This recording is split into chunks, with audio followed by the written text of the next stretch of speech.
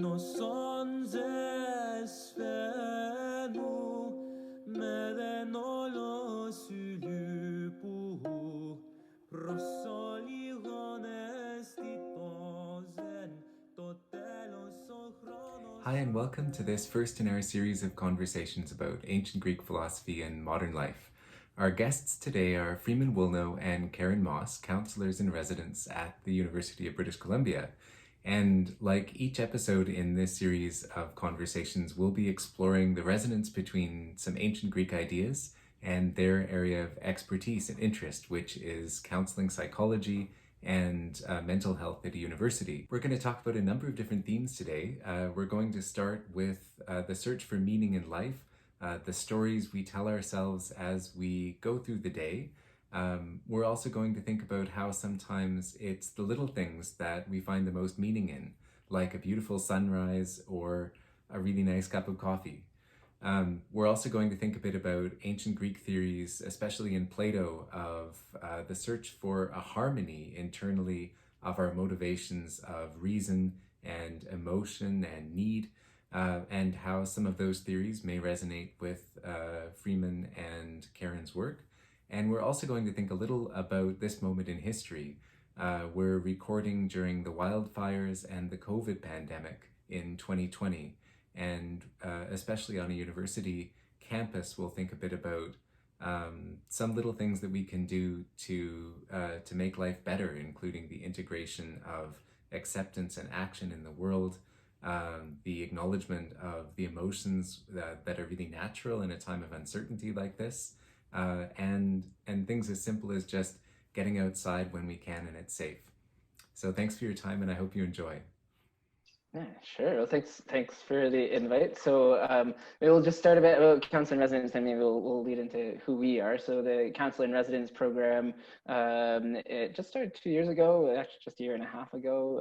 Effectively, what we are mental health counselors providing mental health services to students living in on-campus housing and on the Vancouver campus. We are part of counseling services, so we provide very similar service to what counseling services does. We have a bit more of added context of working specifically with resident students, and so sometimes that's a little useful for students. And then we also have slightly different hours. So we, between the two of us, between Karen and I, she's down here on my screen. I don't know where the recording will end up, but between the two of us, we cover 7 days a week. So Sunday to Saturday, we have spots open or available. And we also go a little bit farther into the evening with our hours on some of the weekdays as well. So that's kind of the snapshot. And if you're interested in counseling residence or a little bit more, just type in Counselor Residence UBC, our website will pop up and there's more information there. But yeah, my name is Freeman, and I came into the role a year and a half ago. And I'm originally from Nova Scotia, Mi'kmaq territory. And I've been back and forth across Canada in a number of places for a number of jobs. I've been counseling for 10 years. I don't know other things about me. I really enjoy physical activity, which is difficult because when we're recording this right now, there's just like a crap ton of smog outside and it's not fun for biking. But yeah, that's me in general. I'll flip it over to Karen.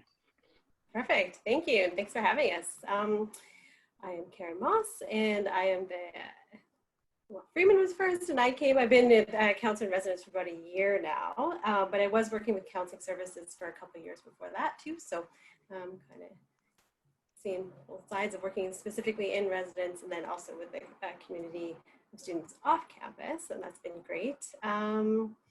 Let's see, I'm originally from Manitoba, but that was a long time ago. And I've spent some time living in the UK and also in South Africa and traveling, so I've kind of been all over the place as well. I've been back in Vancouver for probably the last 10 years and love it. Not the smoke, but I love the rest of it. So that's a little bit more about me. Thank you so much, both.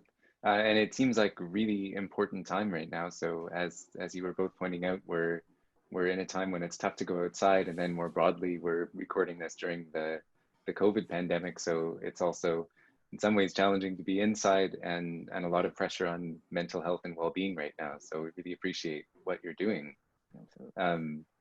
I think I wondered if maybe I could open with this question. So since part of our hope for the conversation is that we could raise some of these ideas that were significant in ancient Greek philosophy and kind of juxtapose and balance them with some perspectives from kind of living well-being mental health practice. One of the ideas we've been talking about a lot is the sort of search for meaning in life. The kind of stories we are telling ourselves when we're kind of going through a day, what kind of story we feel we're in, and how we're kind of trying to make sense of it by, just trying to find meaning and integrating our experiences. And I wondered from your point of view and from your disciplines, does that idea sort of resonate still today? And also, do you think there are any sort of limits to it? Any cases where maybe it's not the best perspective to be trying to look for meaning in our lives right now? Do you want me to jump in, Freeman? Yeah, sure. Go ahead. I'll go with this one first. I think it's super relevant right now, and we've been doing a lot of work with that over the summer with students, specifically because of everything that's going on. And we had you join us for the bigger picture, where we talked a lot about meaning, which was fantastic. And then we also ran a group called My Authentic Self, which is very much looking at learning more about ourselves and our purpose and meaning and those sorts of things. And speaking of purpose and meaning, what I'm kind of realizing is that I think we get those two confused as well. And so we think about purpose, like, what am I supposed to do with my life, as opposed to meaning, which, I interpret it more as like, how do I get through the day? What's keeping me going? What's that? And so I think that right now is critical to be able to keep going when we're finding everything around us so out of our control and really tough. In terms of like when it can get hard, I think is if we're interpreting our story really negative too, right? So if we're interpreting it to be all our fault, everything is bad and it's all related to us, then of course that could be problematic too. So yeah, those are kind of my first initial thoughts. Freeman, what are your? Yeah, I think that aspect of meaning being kind of grounded in the stories that we tell ourselves. We do both Karen and I, and I'm sure many counseling professionals will use different strategies with our clients, with their students, that helps to kind of reframe or reshift meaning, because it was especially because the stories that we tell ourselves are so important, but they're often ingrained in us, especially at different times in our lives, and at a certain point, maybe those stories were beneficial for some reason. In fact, typically there's some sort of benefit in the story that we're telling ourselves, but then at a certain point, sometimes it doesn't necessarily become as beneficial. And so there's some really cool stuff that we do in counseling along those lines. There's a whole therapeutic modality called narrative therapy, and if you're interested, have a look at it. But it's a lot of it is about reframing, reshifting. It's not just what role do you play in this story? Because a number of people, will come in with mental health concerns, not really feeling like they are the hero of their story. But that's one way to kind of shift some things is to look at that and explore that. But it's also, what type of story and where are you at in it is really interesting, because often I think we lose, or we get that sense of lack of meaning at the end of a chapter. Right? If we're looking at an actual story metaphor of like a book or even like a video game, like you finish the level and then it's like, okay, then what? And if you're framing exactly, if you're framing it as like the end of the book, that's very different than if you're framing it as the end of a chapter, the end of a level. I like and appreciated the point, if I heard it rightly, that sometimes you might feel like you're not in a super meaningful story, or you're in a pretty tragic story, or it's really, really difficult. And I thought I sort of heard you saying too, that it's okay to feel like that. It's okay to feel like there isn't meaning here. Maybe it's even okay to kind of find your meaning in that, feeling like, things just aren't making sense and don't have to be forced. But it sounds maybe like at the same time you're saying that you're kind of seeking to empower people to feel their own agency in telling whatever stories, including that one, they're looking for. For sure, and to shift perspectives too, right? Because we tend to just kind of see the story through our lens and in one way, but when we start to kind of step back and look at look at it overall, maybe we can find different points, and that can help us change That's our really stories helpful. too, and give more meaning to it in a different way, and we get insight. And sometimes we just kind of go through the motions and we don't realize that there's another way of seeing something as well. So that's really important too. So maybe I can ask you a little later for some links on narrative therapy too, in case folks in the class would like to see that. Cool. Sure. Yeah, just to build on that before we move on, and maybe this is related to a future question, but in terms of what Karen was saying and what you were asking there, the idea of sometimes the search for meaning itself becomes purpose. Again, there's a slight differentiation between the two, or the meaning, and sometimes that can be good. But sometimes it can also cause just like this concern, because it's like, what does meaning even mean? It then becomes this huge meta conundrum and existential. Does it have to be huge, or can it actually just be like, the meaning for me is seeing the sun get up in the morning? Like, that's a great point. Enough. I've heard sometimes this sort of research that sometimes it's a lot of the little things in life that help us to seek happiness, like you said, just appreciating the sunrise, or even like, you know, oh, that's a perfect amount of like sugar in my coffee or something. Yeah, I got that sweet level just right. Yeah. So gotcha, like meaning finding can be like, here's a big purpose or an achievement or a kind of relatedness, but it can also just be little things, and we're shouldn't be like a source of anxiety. Ideally not, but ideally it does happen. Totally makes sense. So that's really helpful. I wondered if maybe kind of pulling back from that big picture question, another of the ancient Greek ideas we will be talking about a bit is these sort of early attempts to break down and relate different aspects of human motivation, like the feeling that, and this is sort of in, for example, Plato's Republic in Book 4, thinking that in the psyche of each person, sometimes translated the soul, there's at least 3 sort of channels or streams of motivation, kind of corresponding to our habits of heart, hand, and mind. Like on the one hand, sometimes we're motivated by our thoughts, by our plans, by sort of our cognitive activity, including that kind of meaning making. Sometimes we're motivated by emotion, by feeling, by even sort of concern for our social status, relations, and sometimes we're motivated in this kind of more impulse-based or embodied kind of appetitive way. And then, you know, and sometimes in philosophical arguments in history, there've been these sort of ideas that, well, these 3 are kind of clashing. Sometimes, you know, maybe reason has to win out over passion and emotion. Sometimes maybe it's like, no, that's repressive. But it seems like in Plato, at least, there's a sense that these 3 channels of motivation need to be in harmony, kind of like an inner city where everyone is getting its due, and all the citizens are sort of treated equitably. So I wondered if that idea of like, I guess, looking for harmony in all the streams of motivation of the whole person has resonances in kind of contemporary dialogue, or from your perspectives. Would that be a good way to look at it? Or there's some things that maybe are importantly left out of that Greek picture? So I know that's a big one, but if either of you have thoughts about that, that would be great. I'll start with this.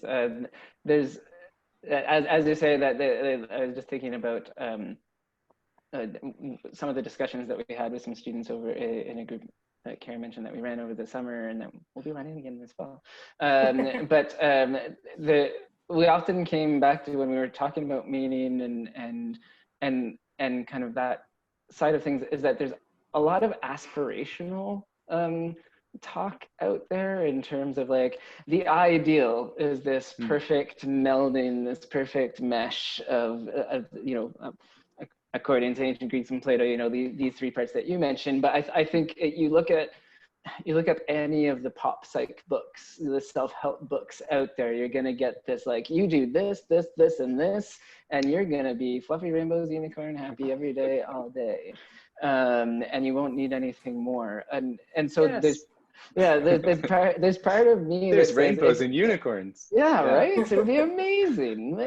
There's part of me, both personally but also professionally, just from working with people for so long, and from frankly living as a human, like, it's not that it's bad to have the aspirational component and the drive and that kind of motivation to get to a certain place, but I do think it's important to recognize that, to be cliche, like sometimes it is about the journey, and to recognize that it is a journey, not a point process. Like you get, let's say you achieve that state, and then maybe just stuff kind of becomes boring all of a sudden. It's, we don't know what'll happen if you get to that state, but also at the same time, is it just like, am I not successful if I don't meet that state? I think Karen and I often have those types of conversations in terms of not necessarily acceptance and everything's totally fine the way it is, but acceptance in terms of it's okay to be moving towards something, but not be there yet. That makes some sense. That makes a lot of sense. Karen, do you want to follow up on any of those points? Yeah, exactly. And I think Freeman finds this too, but like we'll meet with students and generally people will sit either more in their emotions or they'll sit more in their logic, and just as people. And so then what's interesting in working with somebody is they might find they're not interacting well with others, or people don't get it, and trying to then get them to drop, if they're very logical, drop into the emotion, which can be quite tough. Or if they're very emotional, it's trying to get them to move up towards their logic, to try to help them kind of get to that kind of, there's one type of therapy called dialectical behavioral therapy. And that talks about actually the joining of the two, the reasonable mind, which is what they call the logic, and then the emotional mind, to get together and create the wise mind, which is where you try to find that tune. But like Freeman was saying, it's very rare that like it's this balanced harmony that is always there and we're always in tune. It's just constant kind of give and take, I think, between all of that, and recognizing first I was probably looking at where do I sit most naturally, what do I sit in, and then do I want to work towards trying to evolve that piece or not. That's great. Even though as Freeman was saying, it might be cliched to say it's about the journey, that does seem really helpful in a way. It kind of reduces the anxiety of feeling like, you know, where you're going has to be where you are already. I really appreciate that. But thank you. Maybe one sort of a wrap-up question. Since we're so at this point in time, we all relate, the three of us, because we're all involved with residence life at UBC, and this is also, I think, part of the constituency we'd like to speak to here, those in residence who are living through a very unusual year. I'm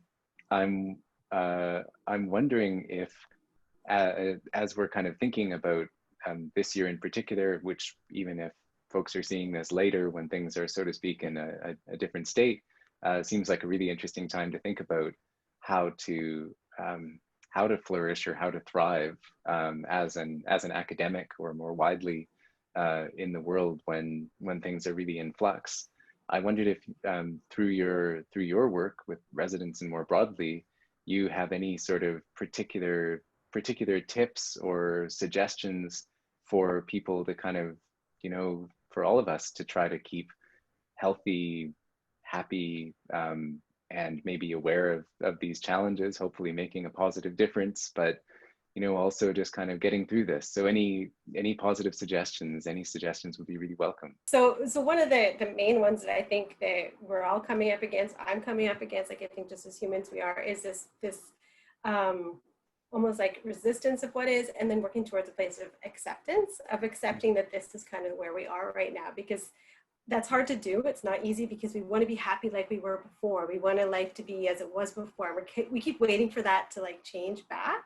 And so the more we can work towards just getting to a place of acceptance, which doesn't mean we like it, doesn't mean we want it to be this way, but it actually just means we're going to stop fighting against it. And then we actually reduce our suffering and our pain with that. So we can actually learn to adapt, right, to where we are and to get to where we want to be. So I think that's one thing. So working on acceptance.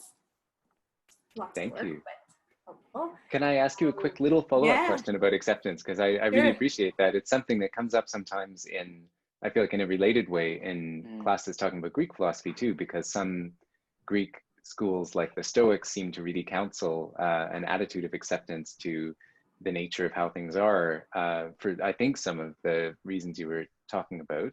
At the same time, sometimes when we look at that, we might think, well, doesn't that sort of make you too much of a quietist? You're not like going out to try to make a difference. You're not trying to change things for the better, which seems especially important right now too. So I know this might be an impossible question, but if you found sort of ways to recognize, I guess, where that line is, how you can, you know, try to make change when it needs to be made without, I guess, well, also holding on to or recognizing the benefits of acceptance, if that makes any sense. Absolutely. And I think the key difference is the emotional suffering that's involved in it, not about changing things. So if we are not accepting and we're having this emotional discomfort, but we can still accept something and then take steps to make change and work on it. But if we're caught up in the emotion of it, it's hard to make logical decisions about what I want to change. Like I can still protest something, but not get caught up in the unacceptance of this is where it is. Does that make sense? So it's really about looking at how to, like come at that kind of more, I don't want to say regulated, but just like that you can still resist and accept something. It's, if I may jump in, it's for me, it's a bit more about acceptance doesn't mean the absence of change. So whether that's personal change or societal change or whatever have you, for me, it's acceptance of basically you mentioned the three different parts, Michael, like it's acceptance of the emotional side of things. With the possibility of change in, you know, the behavioral. I mean, we talk about our three parts, which are typically feelings, thoughts, and behaviors. Like change or shift in the thought or behavior with acceptance of the emotion.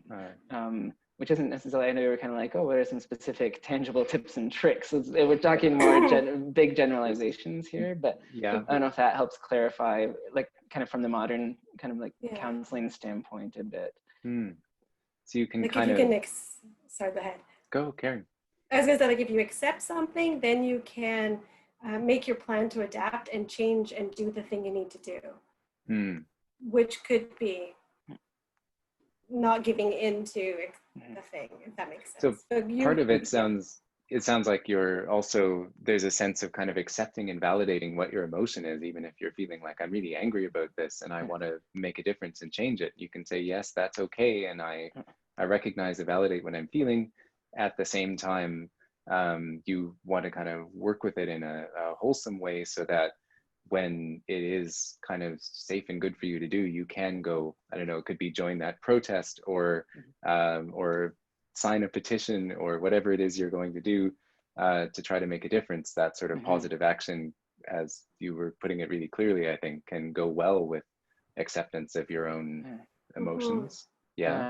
And to give you one of the things that we've talked about with many students over the summer in terms of the kind of some practical side of that is it sitting with and acknowledging the emotion, in particular when we are experiencing discomfort.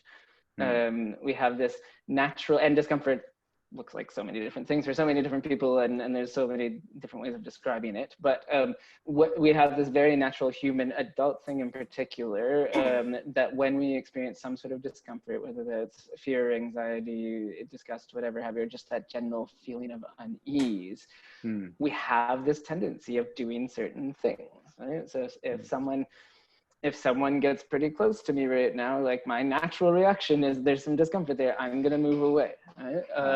And that makes sense in so many ways. Again, kind of our brain typically is doing things for a purpose, et cetera, et cetera, et cetera. But in particular, when we come to kind of like that, not necessarily existential discomfort, but certainly existential discomfort and or that broader discomfort that we're experiencing this year, 2020, through whatever things are going on, something that we do encourage students to try out, depending on the context, is to actually try to intentionally identify kind of smaller areas where you experience a similar feeling of discomfort, identify what you would naturally do. So again, in that case, my sense is I just gotta like move myself farther away, and then potentially try the opposite. So you're actually sitting in the discomfort a bit.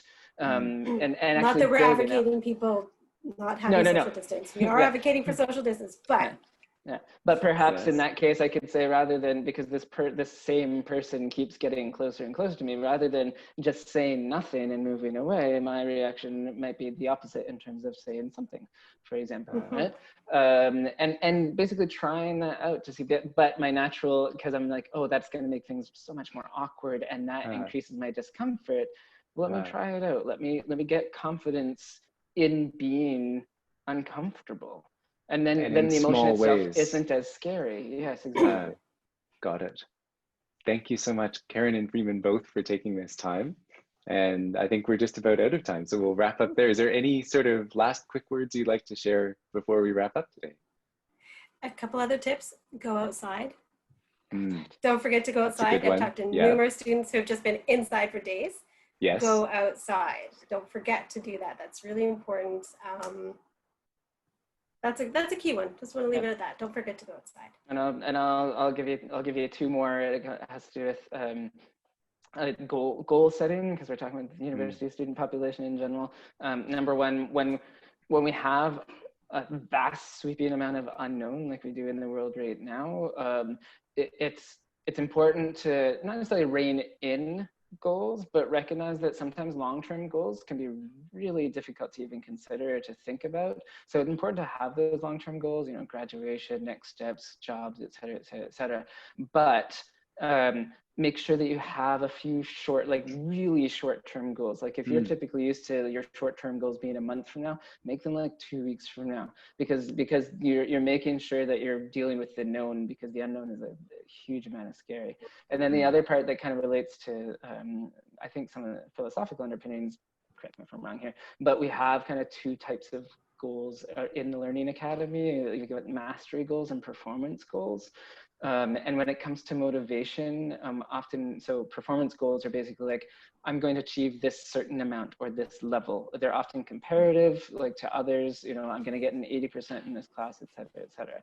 Versus mastery is like, I'm just going to like be able to talk about philosophy. Right? Or, I'm going to learn a language enough to do this, this, or this. So that's kind of the mastery versus goals. So I do encourage students to think about those two, because they are motivating in different ways. Typically, performance is a little bit more shorter term, just get through the exam, versus mastery does tend to give us a little bit more of the long-term motivation. So you just mentioned motivation in there, so I want to touch on that as well. Thank you very much. So we should, when we can, as it's safe, get outside, set sort of manageable small ways to explore our goals and not be too hard on ourselves right now. Great. Exactly. Yeah. Thank you both so much. I hope you have a great rest of your day. Thank you. You too.